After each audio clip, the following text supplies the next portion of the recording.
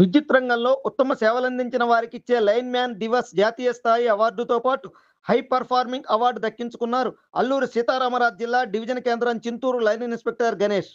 కాగా AP EPDCL పరిధిలో అత్యుత్తమ పనితీరు కనబరిచిన విద్యుత్ ఉద్యోగులను ప్రతి ఏటా మార్చి 4వ తేదీన ఢిల్లీలో జరిగే ఒక కార్యక్రమంలో లైన్ మ్యాన్ దివాస్ పేరిట సత్కరించడం ఆనవాయితీగా వస్తోంది.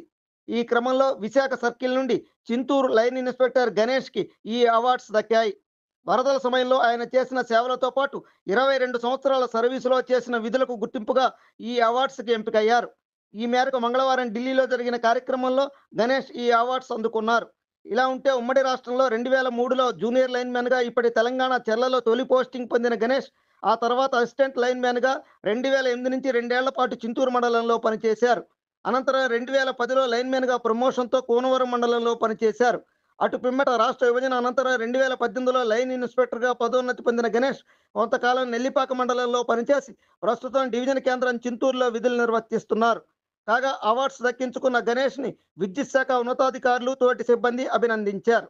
He has received Meritorious Award on Independence Day 2024.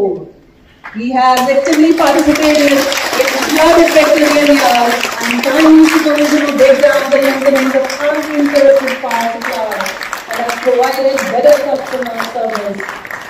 Zordar Talis is for the teachers. May we have on stage Shri Rinku Sharma ji.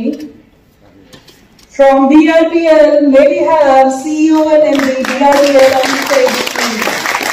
He has 24 వెలది న్యూస్ ఛానల్. అందరూ చూడండి, లైక్ చేయండి, షేర్ చేయండి, subscribe చేయడం మర్చిపోకండి.